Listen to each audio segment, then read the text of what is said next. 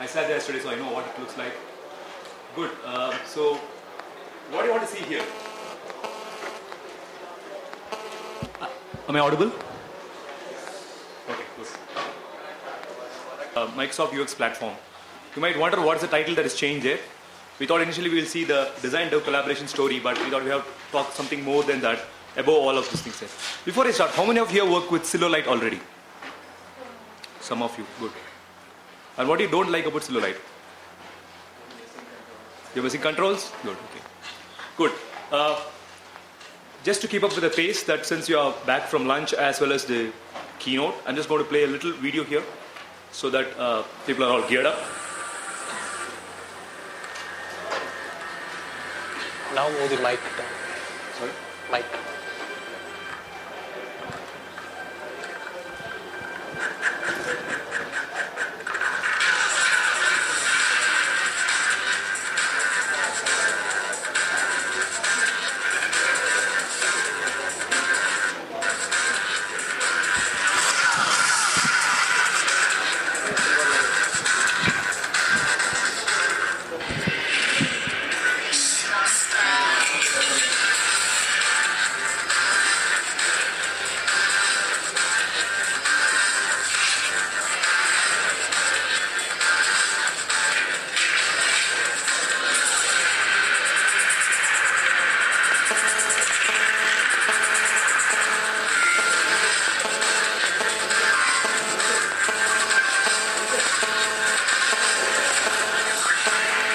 Hello?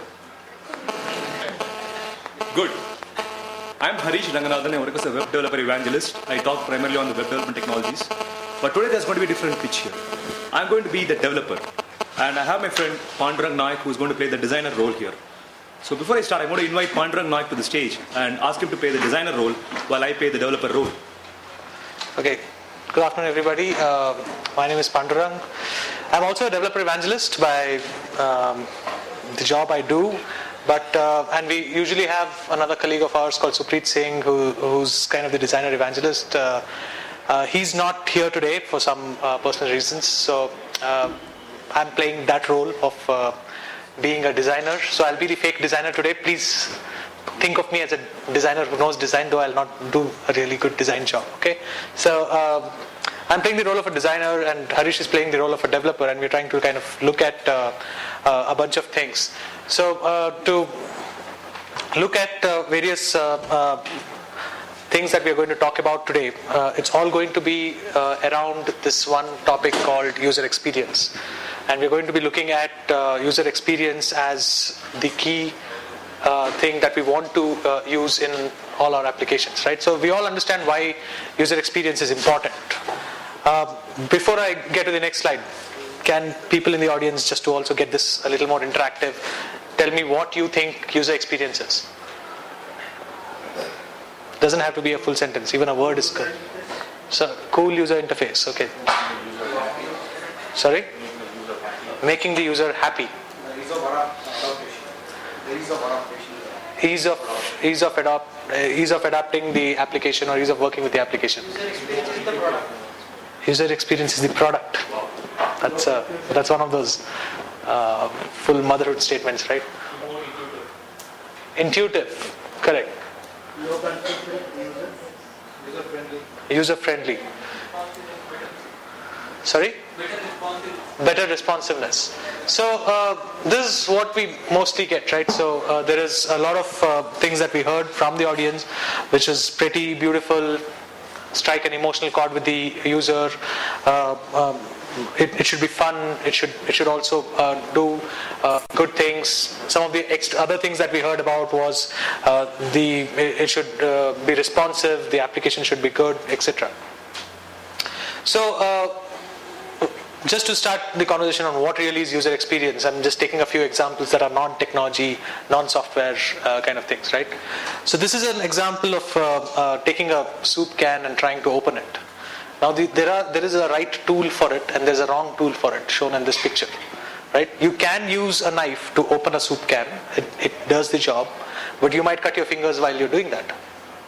There is a better way of doing it, which is using the can opener, which just holds it and then you turn it around. kind of quickly opens the can. User experience in something probably most of us have experienced, where we've seen the age of video cassettes and seeing movies through VCRs or VCPs, and then going to the age today where we have programming guides available on television.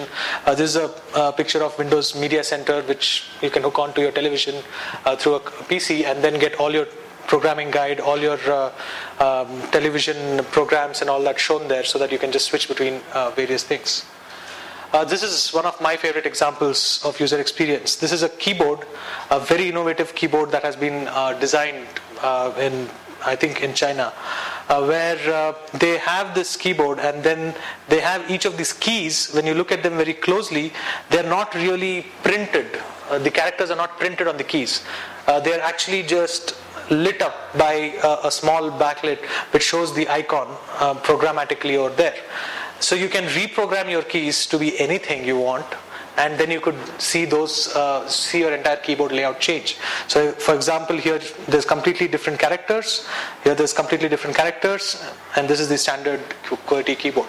So this is again a fantastic way of taking something like a keyboard and saying how can we just increase the user experience there, so that people who work with multiple languages, people who work with various kinds of documents are able to also utilize the keyboard much better.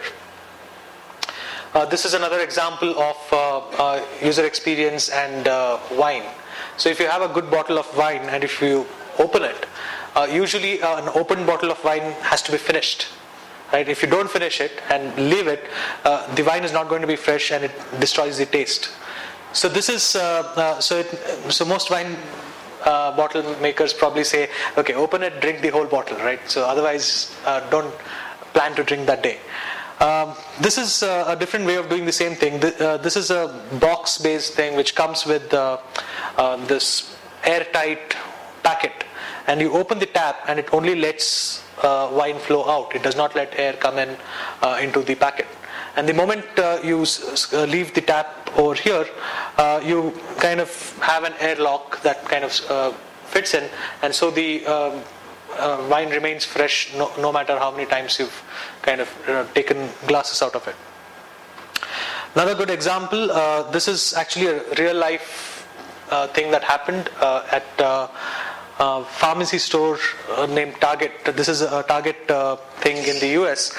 It's a chain of pharmacies, and there was this lady whose mom whose grandparent, actually grandmother and grandfather, both of them had to take tablets of various kinds, right? And all of us must have seen people at home, back at home, some people in our families having to take multiple tablets. Now, usually all these tablets are kept together. So what if you, by mistake, take the wrong person's tablet, right? So this did happen, and grandmother had to be admitted because she took her grandfather's tablets by mistake. And then they said, what's a better way of doing this? And they looked at these set of, oops, I jumped a couple of slides, yeah. They looked at this set of rings that they provided with, so when you bought pharmacy, you also, with the prescription, you also got this set of rings, and then you could take these rings back and put them on the bottle, and you could tell your grandfather or your grandmother that all the green rings are for one person, or the yellow rings are for another person. So it kind of differentiates it very easily. So you, when the person goes to take medicines, they know they have to just take the green things out. There's also a little a little flap on each of those things, customized for each person, that says take one capsule by mouth for so many days, and it's printed out of the prescription. It's a sticker that's just applied to the medicine bottle. So this was a fantastic revolutionary thing that helped Target really get more customers, do a lot of more people wanted to buy medicines from there because they were also giving this on the side as a value-added service. So when you look at the real broad thing that user experience gets into, it's not really just about pleasant looking UIs or about something that's very jazzy out there, right? It's about a lot of things, making it easy for the user to learn a new thing. So you show the user an application. So most of us design web applications, I'm assuming. Is that right? Yeah.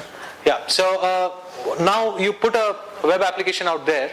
If it's a standard web application with a set of navigation links and a set of controls, people know how to use it because they're used to those kind of things. But what if you are trying to design a user experience that's different? Something like some of the examples we're going to show you later. And then you want to kind of put out a UX like that. Now you're worried about whether your user will come to that particular application and be able to see that application and immediately know how to use it without somebody having to guide the user on how to use it, right? So I'll show you a few examples when we get to the demos where I will show you how user experience designers make sure that they tell the user that there are certain tools available, certain mouse things available, so that the user can go and figure that out. It's also a lot about security and about productivity of the user, right? So the user should not be in any way compromised because he's doing something much richer. Having a feeling of security itself is a great user experience. The moment you go to a website and you think, little shady, should I give my data here or not? Versus a website that's designed well, that really puts trust in the user, saying, yes, this is a website where I can go and kind of just give my details there, right? As recently on a site a couple of days back, which does video rentals in India. Now, there are two sites actually. One of them I'd heard about quite a bit, and the other one I'd never heard about. In spite of that, when I went to that site, the way it's been designed, the way the content has been organized, the way they kind of explain the whole concept to you, you immediately get a kind of trust built in to kind of go and put in your details or even give your credit card details there. So,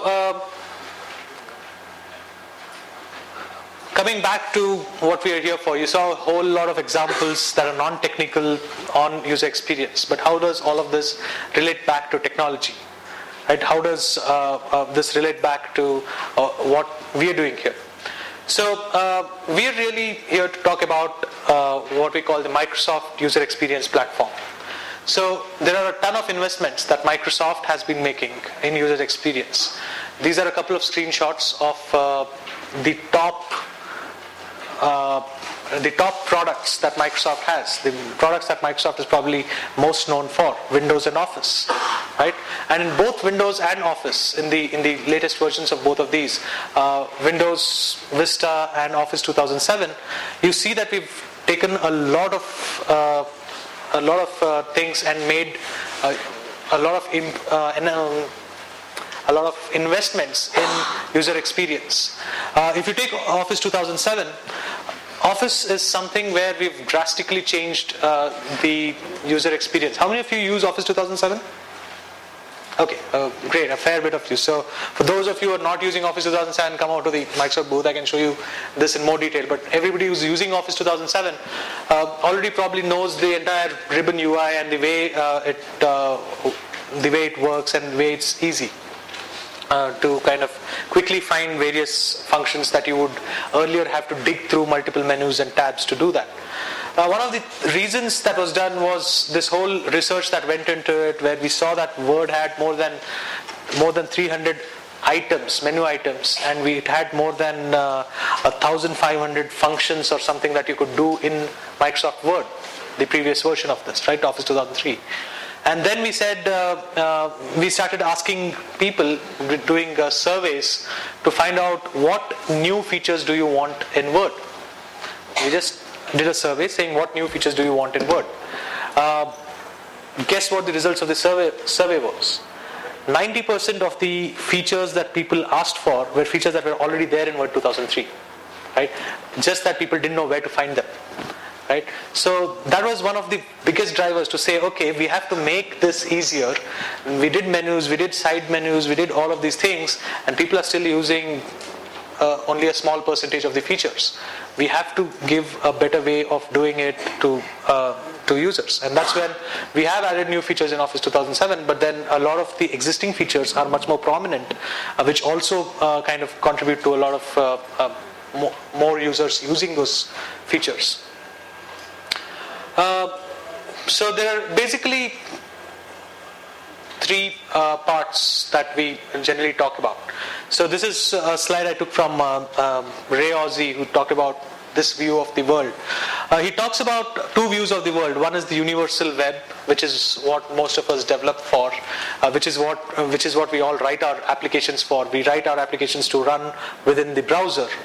And then he talked about the experience first kind of applications. These are other kind of devices where you probably are not going for these are more consumer oriented, whereas these are where you probably are going expecting an application to load up and work. There are also great experiences out there on the web, but that's not what you really expect first here.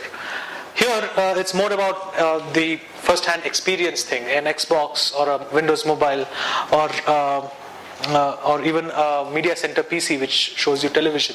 All of these are really experience first. So you go there for the experience, you go there for a gaming experience, you go there for something else. And we have been making investments to get you a consistent platform to develop really rich user experiences across all these platforms. So when you look at the world view of the Microsoft technologies, on the web we have the broadest reach. This is the world view, not really Microsoft, but we all know that on the web we have the broadest reach, on the client we have higher performance, and then there's this middle ground which we these days term as rich internet applications, where we take some of the richness of what a client can give you. So we run the application in the client, but then it's loaded off the web, so it's still a rich internet application. And we have a platform in each of these different areas. So when you look at the rich client apps, there is Microsoft Office, which runs on both the mobile and the PC, where you can build really rich applications.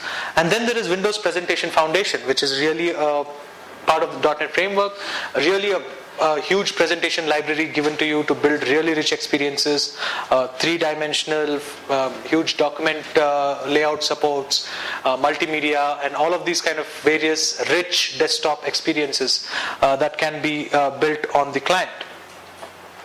In the middle ground, we have Silverlight. Silverlight is really a browser plugin that enhances your web content. It's a subset of what WPF can do. So WPF can do all the various things that I was just talking about, 3D documents, vectors, and all that. Silverlight does a subset of that. It provides a .NET framework. It provides media experiences. It provides a bunch of the vector capabilities that WPF has. And then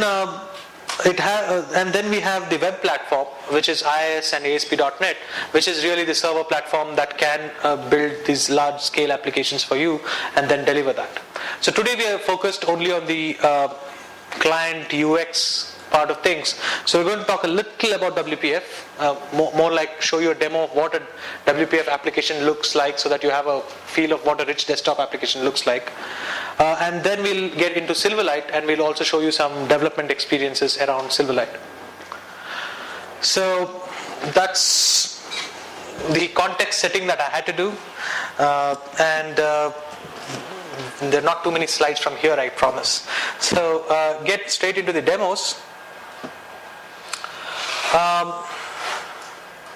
I just plugged in a USB drive that the gentleman here gave me, and it put some 4 viruses in my machine. So it's running a scan, so it's a little slow, but let's hope that it will not affect our demos. So I'm going to start by showing you a quick WPF example, a Windows Presentation Foundation example. WPF is a rich desktop framework for building desktop applications, but that does not stop you from building rich desktop experiences that connect back to the internet, right? So you can build smart client applications. 2 days back, same hall, no, actually the neighboring hall, I was doing a smart client talk where also I showed this very example of really finance portfolio management kind of application. This is rich client application, and this is actually an application where you're seeing that there are a whole bunch of stock data, and I don't know why it's not very clear on this thing. The projector is not focused very well. So there is a whole bunch of data that has been downloaded from the internet, and put all this data over here. Now typically you see this data in numbers and in words. You kind of tend to see the data. Generally here there's some visualization to say there's some greens, there's some reds. So I know that I'm tanking on some stocks, I'm doing good on some stocks. There's also some other data here which shows me some 2D charts, more like the kind of things I see on the internet. But if I just don't want to look at all this data, I just want to visually do some analysis, I could just click on this logo and all of this just disappears. Now I'm looking at this particular graph. This particular graph has a valuation and a sector, 2 axes. So as a stock analyst, if I move on any one of these sectors, it tells me that this particular sector is for these stocks, and it shows me here and here what particular sector and what particular kind of stock I'm looking at, whether it's small cap, large cap, etc. Now, whoever developed this application decided to give all the good news first. So he's showing you all the green stuff and is hiding all the red stuff from you. But as a stock analyst, what is the thing you want to see first is where am I losing money, right? Gaining is hopefully always there. So I just hold this and then move it around. And this is a full 3D model, so it just flips around, and then I'm looking at a 3D projection of this from a different angle. I can then zoom in, zoom out, do a whole bunch of things on this. I can move my mouse on this to see which of those stocks that I'm not doing so good on. I can come back and do a little more analysis to see, for example, that this is how my stocks are looking today, but what about a month ago? And then I can look at projections and see that a month ago I was actually doing red on a lot more stocks, and all those stocks have moved into green, but there are a couple of green stocks which have also gone down. So I should probably move around my portfolio a bit and remove these stocks and also get more of these stocks. And I can keep seeing how this has been changing over the last week. I can even compare it with a market average and see that about a month ago I was doing way better than the market, and today the market has gone better than me. So this is a very quick simple example to show you what really a rich experience on the desktop can do to data that's already there on the internet, right? So this is internet data that's coming down, and you suddenly have a much richer experience to do your analysis and do your things.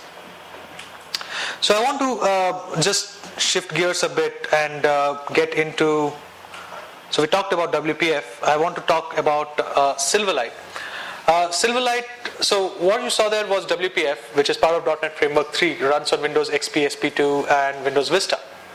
Now when we did WPF, it was a lot of new things, really rich 3D programming, for example, something that only DirectX programmers did or only C++ programmers did.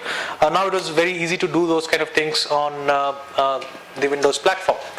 But mark my words that it was only on the Windows platform. Now we were doing a whole bunch of good things, and we wanted to kind of have this much more broadly available, much more wider reach to these technologies. And so we said, let's take a subset of these presentation technologies and put them within a browser plugin, and hence make rich browser applications, right? So rich internet applications. So that's really the vision of Silverlight. Silverlight is a browser plugin. We ship 2 versions of this plugin today, one for Windows and one for Mac. It runs cross-platform and it runs cross-browser. So on Windows it runs on Internet Explorer, Firefox, Opera. On the Mac it runs on Safari and on Firefox on the Mac. And we're getting huge industry traction since the time we've announced Silverlight about a year ago. We've recently announced this number of 1.5 million downloads every single day. That's the average number of downloads we get for the Silverlight plugin. We've got a huge amount of customers and partners across the world using Silverlight. Silverlight.net, URL that I'll leave towards the end, has a showcase of many of these top applications that are being used across the internet. And we're really enabling 2 or 3 different kind of scenarios. We are enabling .NET to be used in the browser, where you can really write high performance client applications running within the browser. We are enabling media scenarios, and we're doing things with media that have never been done before, doing multiple streams of video, doing really high definition video, those kind of really rich media scenarios. And we're doing a bunch of things on enabling rich internet applications. So we're providing animation libraries, vector libraries, a whole bunch of things so that you can really build rich internet application experiences, which we're going to show you. So back to the demos. I want to start by showing you you're on the internet, so I can also show you another good demo that I wanted to show. So I want to start by showing you something that's very something that we are very excited about. I want to start by showing you something that we're building for a customer. We're building this for NBC. All of you know that this year is the year of the Olympics, right? And this time it's happening in Beijing Olympics. I know there's a lot of enough news about it that it's making the wrong places to already. So Microsoft is working with NBC, and NBC has chosen Silverlight as the platform to do something that has never been done before, which is a live broadcast of all Olympic events on the internet. Okay, and they want to use a high definition means of doing this. So this is a preview application. It's not yet complete. Some of the loading experiences and all are not completely built, but it really shows you an experience of what the Olympics will look like when it is going to be live later this year. So this is a quick video that's going to start, and I'm just, like I said, some of the loading experiences aren't built, but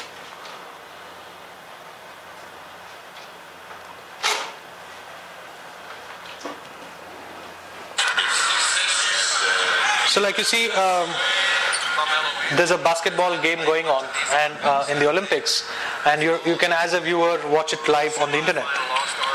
I want to then go to an enhanced player view, which takes it full screen.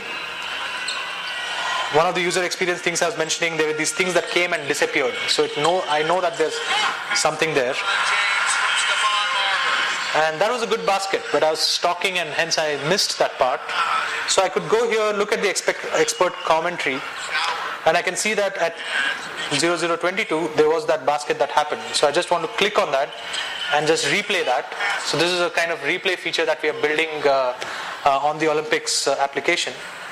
There's also this alert feature that we're building because the Olympics is a live application, a live event, multiple events happening at the same time. So here's a alert that tells me that there's a live coverage of a gymnastics floor routine that's happening elsewhere. So I want to go watch the gymnastics. I can just say watch. Right now it's again doing the loading thing. We don't have a loading bar ready yet there. But it's loading a high definition video stream of the gymnastics thing. Of course, all of this is right now playing off my local machine because we don't have the Olympics yet. But this is the experience that people across the world are going to see when they view the Olympics. Just give it a second, it will be there. It is so we're using adaptive streaming in the Olympics. In the Olympics, we are actually trying in building. So we are using Windows Media Services in the back end, right? And one of the reasons that NBC also chose this over some competing technologies was that we were using Windows Media Services, and we were able to do adaptive streaming with the Silverlight 2 client, which meant that somebody that comes with a high bandwidth gets to see a high definition stream, but somebody who comes with a lower bandwidth, the stream automatically degrades. Even somebody who's watching it with a high bandwidth, suddenly the internet drops like it's been dropping over here. The video continues, but the stream just deteriorates in quality and then increases back in quality when I have a thing. So it's an adaptive streaming that's automatically determined, and that's something that we're using for the Olympics application. So a bunch of other features that we have added over here. So when I click on this, I see that there's something called a live video control room. So I can just go see what that is.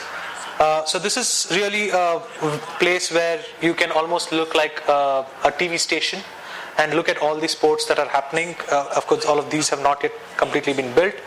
And I'm just waiting for the videos here to load. You will see multiple streams of video playing at the same time. and you can actually look at various things being demoed to you. So there it comes. So another video to come. Yeah, there it comes. So I'm seeing like 4 events happening at the same time, and I can decide to kind of swap this between the main video or something.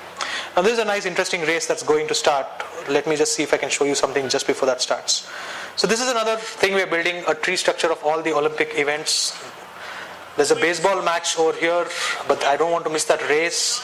So I want to click PIP and watch both of them picture in picture, like your television picture in picture experiences.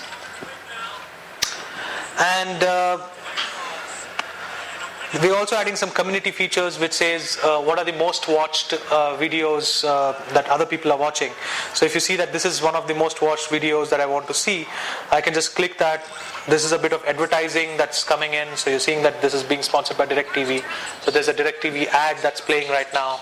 And when the ad is over, Get over 85 of the best channels in HD now on DirecTV. the video for the swimming thing will start loading.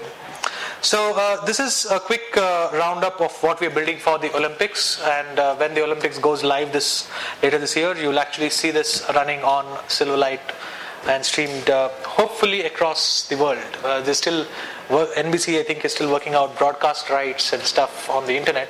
I know they are going to have this in US and Canada. I hope it's also available in India and other countries. So that was really a video scenario, and I have a whole bunch of other video scenarios, but in the interest of time, because we also want to show you some tooling experiences and how to build these kind of applications yourself, we are going to kind of switch to a couple of other demos we want to show. Harish will help me show a demo on a rich internet application. So here. Go ahead. Well, that was a good demo on media. Do you agree? Yes. Great. So here is a rich interactive application that we can see. Something that probably we are building it on day in, day out. How many of you here use an airline booking website to book your tickets? Almost all of us. And what do you find when you go there? Page loads, obviously. And after that, you find that there are a bunch of drop-down lists for selecting your from, to locations. Probably a calendar control to pick that thing. And there's a post bug that happens there. Sometimes if connectivity is very slow, you probably have to go pick up coffee before it loads up back there. A lot of things that happens, right? You have to do a lot of interaction before you make this booking start there. Let's see how this sample looks like in terms of booking a ticket there. So I'm seeing this United States map here, and probably I want to just go to Seattle, and I want to plan a trip from Seattle to Atlanta, where I have my relatives. So this fairly looks simple. I could just pick up the from and to destinations very easily, much unlike the drop-down list way of doing it. And this by no way says that this is the only way to do the website, but just shows that how different experience can make you use the end user in a much better way. Right? So, and then the next thing I want to do, I want to just select the dates that I can go for this vacation. So I want to just pick up one of these 3 dates where I can go there. And now it's interesting. I'm seeing a list of options down there, which says that this is the duration that I have to go. Probably this one is better, but the only thing is that it has to go through Columbus, and also it starts at 3 a.m., which means I have to forego my sleep. However, this one, kind of okay, but it will add to my mileage, but it's probably going through all the places possible on Earth. And this one is kind of looking good because it goes straight there and also starts at 5 a.m. I still have to forego sleep, but still looks better compared to the other things there. So you just saw that how with a few clicks I could make my travel reservation decision, and it also adds to the experience of the end users. And if I were a travel booker like you, I would rather go to a site which has a similar experience, not the same one, than going to a site where I have the traditional way of drop downs and do a lot of things there. This just shows how you can improve the user experience by just making a few changes and giving what the end users want to use rather than what the developers want the end users to use. Right? Thanks. Thanks, Harish. Yes. So we saw two different application scenarios. That's really what we want to show. One was a multimedia experience and some of the things we can do with multimedia. And this one is a fantastic, one of my favorite examples too on doing rich internet applications, because this really shows what a rich experience, a better experience for doing something that we all know as one UI, and this is just a different way of doing this same thing. I want to now talk about a couple of other things that one other thing actually that we've been doing in in Silverlight. So how many of you have digital cameras? Nearly everybody. Just can some people who have higher megapixel cameras just shout out what megapixel you have? 8, 12.2, going, 1, 2, 3. Sounds like an auction. 12.2, 8. Okay, others can join in. 6, 5. Even mobile phones have what? 2 megapixel, 3 megapixel, right? So 12 megapixel. You take a picture and how big? So you take a full 12 megapixel fine resolution picture. How big is the? I generally take the raw picture, so it's like 15 megs. And if Vic here kind of took a 15 megs photograph and took some 20 such photographs, okay, and decided to put that on a library and share it with all of you, how many of you would go to see 15 pictures, 30 pictures, I said, 20 pictures. How many of you would go to see 20 pictures knowing that you'll have to download 300 MB? You would. Obviously. You would be crazy to do that when you can see that offline.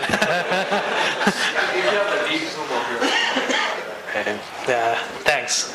Okay, so what we really said was there's a lot of good imagery out there, especially with digital camera and digital photography and all that getting very prominent. And we had this technology lying in Microsoft called C-Dragon, which we're using in a couple of various different products. So we said, why not use this technology and provide something to developers and to users, where we provide an experience where we start loading, you take a really high 15 meg picture, run it through this tool that we provide you, and it generates a whole bunch of tiles. So you take a picture, it slices it into 4, takes each slice, slices it into 4, takes each of those slices, slices it into 4, and so on, till you have a whole set of tiles for these images. Then you put these out there and attach this to a Silverlight control, and what we get is a deep zoom experience. We call it a deep zoom experience, where you can zoom in into various parts of this image that you're seeing. So when the image loads, only based on the width and height that it's loading, only the required resolution is loaded. So it's still a low-res image. And when you zoom in into a particular area, you get more and more tiles for that area. So seeing is believing. So I'll start by showing you one little demo that I have offline, and then I'll attempt to show you an online demo. I don't know, the internet connection has been stable so far. I've been trying to get the internet connection working for this demo all day, and it has not worked. I just tried it now and it just worked. So maybe I'll just start this as that loads. Right, so this is a local, this is running off my local machine. This is a MSN page, right? It's a dummy MSN page. We see some banner ads over here. I also see a banner ad over here. When I move my mouse on this, there's some interaction that fires off and this becomes a little bigger. Now that's no big deal because that can even be done with Ajax or anything else, right? So now that I have this car over here, I'm actually trying to sell you the car because it's an advertisement. So I'm telling you that this car is a fantastic car, can go 220 miles per hour, has 6 gears, comes with an incredible sound system. Would you believe me just by looking at that? No. Maybe you would believe me if I actually showed you those 6 gears. Right? And maybe you would believe me if I actually showed you the speedometer. At least the speedometer says that it goes up to 220 miles per hour, 360 kilometers per hour. Right? And all those were pictures from a standard brochure that were just scanned and put up over here. And maybe brochures usually have fine text. All the fine print is out there, right? So guess what? Fine print is never fine anymore because I can just zoom in there and say, oh, it has a 1200 watt, 13 speaker, 13 channel system, stereo radio, cassette 6 CD auto changer. That's a good sound system. So this is really one of the experiences that this is one of the examples of what with a small area that I had over there, I can pack so much information. And like you saw when I kind of zoom in into a particular area, it only loads images for that particular area depending on the resolution that's available there. So you saw that initial thing where it was blurred and then it just started filling those areas. Another example, fantastic, it's loaded. So this is something that's live. You can go back and actually try this. It's memorabilia.hardrock.com. If you can't remember that URL, just remember hardrock.com and click on this memorabilia link on top. Right. So this is again one of the best deep zoom galleries that we have out there. Hard Rock Cafe is a prominent set of cafes across the world. Hard Rock fans here, a bunch of you. So Hard Rock Cafe has one of the major things that Hard Rock Cafe has is this rock memorabilia. They have this whole set of rock collection that's kept there of various rock artists and stuff. Their clothes, their things they use, the guitars they use, etc. are showcased in each one of the Hard Rock Cafes. So this is really where you can start looking at these things. The entire set of images, high resolution images that they have here is about 1.5 GB, right? And it would have never loaded right now. And this is loading off the internet, so you can see that I've got just low res images of all of those. So all of that together is just a few KB, and that's just loaded. So when I start looking at a particular thing, say this particular guitar over here, you'll see that it's not clear initially, and then it just gets the tiles for that area and then gets me clarity. And I can go and see who signed this particular thing, maybe even read the date that has been signed there, something like that. I also saw that little panel that came on the side that didn't show me much information there, but maybe if I just zoomed in over here, oops, yeah, so this looks like a saxophone over here. It's actually, when you zoom in further, you will realize that it's a guitar just in the shape of a saxophone. It's got guitar strings and it's got a whole bunch of things, and each of these individual images are part of a collection that we call a deep zoom collection. So you can actually loop through this, browse through this programmatically. And what we're doing here is programmatically going and picking each image. So we know that when you're zoomed in into a particular area, the control tells you that you're watching this image. And so we get that image ID and then build up the description for that image ID, and that's appearing over here. So you can see the entire story because of the Silverlight.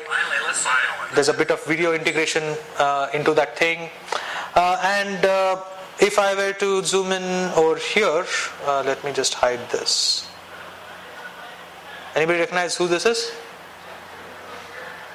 That's Madonna, 2 years before she shot to fame. So this is her high school yearbook. This collection is really interesting. I encourage you to go back and check it offline. I want to show you a couple of other things in this. Like I said, each of these are individual images, so we can do some filtering and stuff like that on that. So I can just say, show me Jimi Hendrix stuff, or just show John Lennon stuff. It just brings up those images. And when I close, just see that those images stay there and the rest of the collection comes back. So it's just a filtering that we're doing on this particular thing. This particular guitar image over here is a really high-res image, and I'm going to zoom in further to see details there. And I'm going to zoom in into some really close-up thing. And you can actually see the springs of the bass guitar, right? So you can actually see that string completely there. If I zoom out on the side, you can also see the wood, and you can actually see the grains on the wood. This is the place on which it was kept. And if I actually come over this side, the guy who took this photograph accidentally left a fingerprint while he was scanning the photograph. So I can actually see that fingerprint as well. So this is the detail resolution that would come out of a 12 megapixel kind of camera, and you don't want to lose that resolution when you're putting your images on the web, and that's why you would use a technology like this. One final thing on the deep zoom hard rock memorabilia is you can build something called composites. So this is a puppet model of, guess anybody? The Beatles, everybody knows them. So John Lennon, Paul McCartney, etc. These are those dancing puppet models of those guys. There's a lot of detail that you can't see right now because I just went into a particular area. When I zoom out, you will see that this is actually a photograph that's kept on a pedestal where the Beatles images, Beatles clothes have been put up for auction. Right? The clothes that they wore on their first tour or something like that. When I zoom out further, you will see that that was actually on the signage of Hard Rock Cafe, Broadway. And Hard Rock Cafe Broadway is a place I've been to, so fantastic place, huge hard rock collection there. And these are some of the other hard rock cafes also that have those kind of collections. These are some of the prominent hard rock cafes across the world. I zoom out further and I actually see that this was on an envelope that was written by the Beatles to Sergeant Buddy Dresner, who was their bodyguard when they were in the US. And zoom out further and see that this was actually part of a whole letter collection that was multiple pages of letter. They signed by the Beatles. So this was signed by John Lennon, the married one, he calls himself. This Paul McCartney signing here saying, "Look cop, get a job." That's his advice to his bodyguard. And this is a very old letter that they wrote. And this was just, of course this was not there on the original letter. This is an image composite that we've created using Deep Zoom. Want to see that once again? Zoom in, zoom in, zoom in, zoom in, zoom in, zoom in, and there you were where I started from. Right, so these are some really interesting experiences that you can create today using things like Deep Zoom. So, done a bunch of demos. I think we will run out of time if I don't get to the next part. I can keep showing demos. I would also encourage you to visit our booth. We also have our friends here who are always at the booth, who are ready to show you demos anytime.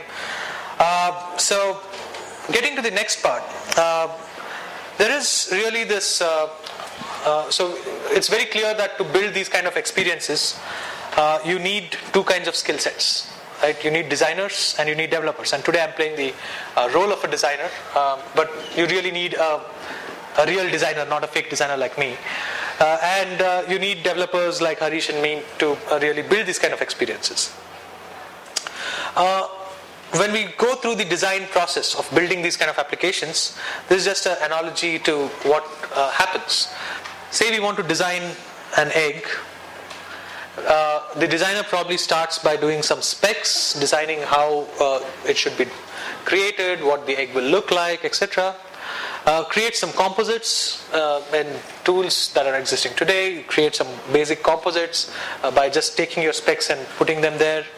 And then you break up those composites to create your actual design, which is probably created by a graphic designer who's working on HTML and CSS. So he takes the composite and then breaks it down into individual tags and various things that you can create. What happens after this? I'm a developer. I'll do an awesome job here of creating this. Of this or after this? After this? After this. Okay, so typically after this, you ship it off to developers and you ask developers to do all the coding around this. Yeah, as developers, even I have to agree we should do awesome job. But since I'm wearing designer shoes today, I'll speak a bit about reality. This is what happens, right? So production breaks, things break, things don't work, last moment fixes, you want to ship your product, you say, okay, that button can look like that, just ship it, right? And your end result ends up like this, which is a patched up egg. As a developer, you're still probably happy saying it looks like an egg, behaves like an egg, so it should be an egg, right? But as a designer, that whole vision of that initial design is lost. Any designers here? Audience? 1, 2, 3, 4. Do you agree? You are there. There you go. Oh, we'll fix it in the next build. Yeah, that's the developer thing, right? We'll fix it in the next build. Sure, we'll put a eggshell around it or something like that. So what we really want to show here is when we started investing in these technologies, we also started investing in a set of tools for designers, and we continued investing in the tool that we had for Visual Studio. That's a wrong version number. I should be talking Visual Studio 2008. But in general, Visual Studio 2008 continues to be the developer platform for Microsoft products. But we also invested in this new set of tools for designers. Right? This tool set is called Microsoft Expression. There's a range of products there. There's Expression Design, Expression Blend, Expression Web, a whole bunch of products within the Expression Studio, each of them doing different tasks.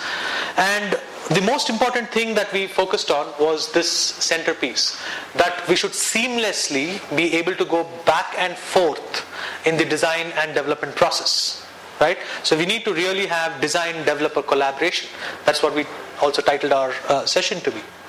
So we want to kind of show you a demo of what we really mean by the design-developer collaboration that we're talking about. And to do that, you want me to start as the designer? Yeah. Okay. So as a designer, I'm going to start by opening an Expression tool. So if I look at the entire Expression tool set, there's a whole bunch of tools. I'm going to use Expression Blend, which is the tool that I really create interactivity and do a bunch of interactive programming in. Interactive designing in. Sorry, I'm still not a complete designer. So when I say new project in Expression Blend, I can create WPF applications, like the ones I showed you earlier, or I can create Silverlight applications. Sorry, in this case, I'm going to start by creating a Silverlight 2 application. And I start with a blank area on which I start putting my design, right? This is in a strange file called .xaml, XAML, at least strange to people who have not been used to Silverlight or WPF. So I don't worry about that as a designer. All I worry about is this, right? This area over here. So what do I build? Maybe add a video scenario. So I'll just kind of add a little video to this page. So I'll probably pick existing video, drag the video onto the surface, resize the video. I'm getting some ideas now in my fake designer shoes, but then I'll keep my ideas to a little later. I'll also put a little button of sorts. Now, Silverlight 2 comes with a whole bunch of controls. So when I look at the entire range of controls that I can use, it's over here. There's some huge set of controls that you can use and you can also composite these controls. You can even build your own controls that are reusable. And I do have a standard button control, but I don't want to use a standard looking button. So I want to use an ellipse that I'll make, or I'll hope that my developer can make work as a button. So I take this ellipse. I don't want it to look like a flat object, so I'll probably just quickly take some thing over here, maybe pick the green from somewhere here, and pick the other part as white, no stroke, take the gradient tool, maybe move it a little, so it gives a nice 3D kind of look to that, perspective to that, by the lighting changed on that. Maybe even change the opacity a little so that when I'm not disturbing the video, I can still see the video. And I can keep on designing this particular thing, but at the moment I think I'm satisfied. So I'll just hit F5.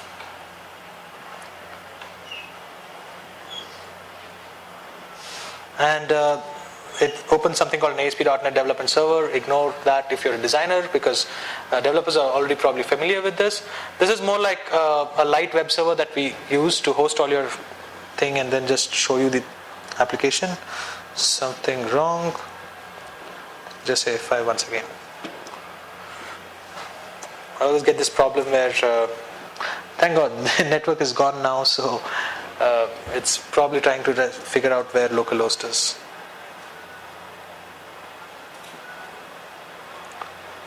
Thank God. If any of you are speaking, don't take that thumb drive that these people give you. So here's the video, and this is the thing. Video's playing, button not really working because there's no code, there's no interactivity added to it. So at this point, I'll probably invite my developer friend and ask him to help me in adding some code here. We are always needed, right? And as a developer, I probably am comfortable with working with something like Visual Studio, which can help me to do this task. So I'm just going to right click and say edit in Visual Studio, and it opens up the page as well as this XAML file there. Note that the code behind file is a .C# file, which means that if you have an existing developer skill in C# or Ruby.NET, you don't have to learn anything new to program this, right? So there is this code behind file that's there. But first of all, I just want to make sure that I have a click event that's there for this XAML file. So it just loads in a moment. Now, this is a template that we have downloaded. In normal cases, you just see a white screen where you have the IntelliSense and all the things there. I'll still get IntelliSense here, right? Yeah. So yeah. This is the same XAML file that I saw that I was working on in Blend. That's right. So you see that the same project structure that's there here, which you saw in the Blend tool here. So the same set of files, no new file, no new creation, or no new rework from the beginning. So I have this here. So I just want to add a click event to this ellipse button. So first thing I want to do is I want to give this video a simple name so that I don't have to type all this thing. I'll just give this a name video. And for this ellipse, I also want to add a click event, which is mouse left button down event. And I get an event handler as well. Just have to say tab here. I'm done here. And it has already added the click event in the code behind file, as you can see right here. So the click event is now also ready. So let me just start defining this. So I just want to define a Boolean variable. Probably set it to true or false.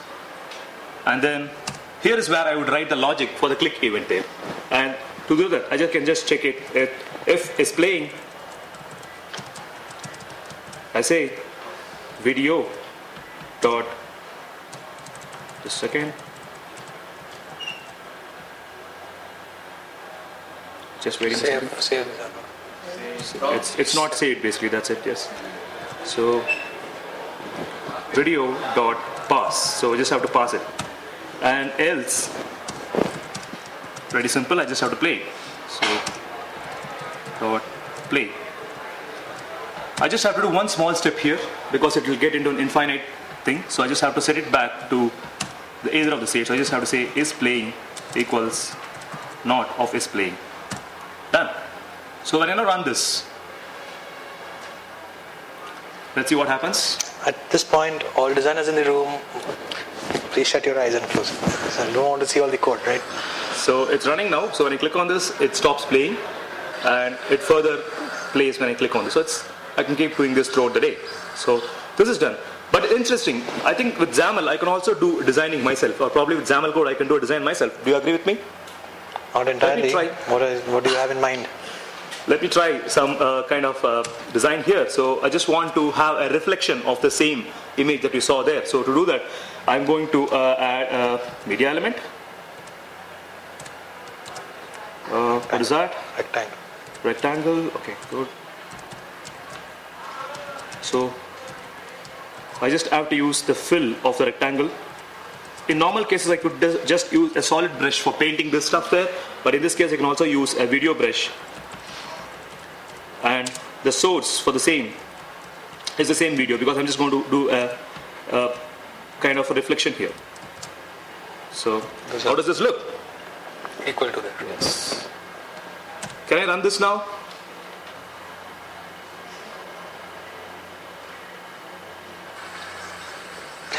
Reflection. Get out. Yes. So that's why developers should not do design, right? So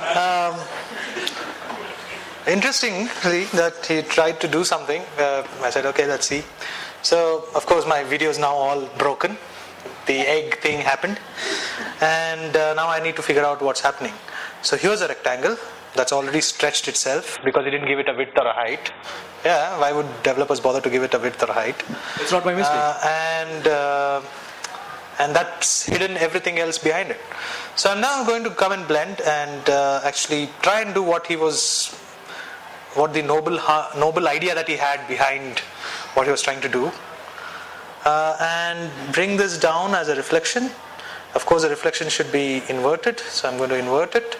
I also need to laterally invert it, so I'm going to go into properties for this, use a transform, and laterally invert this. And like I said, it's using a fill, which is a video brush. It's taking the above video and just taking each thing of that and painting that. And I can just give it a quick opacity mask to set a bunch of values to this, maybe around 50, maybe around 80, and save it and run it. So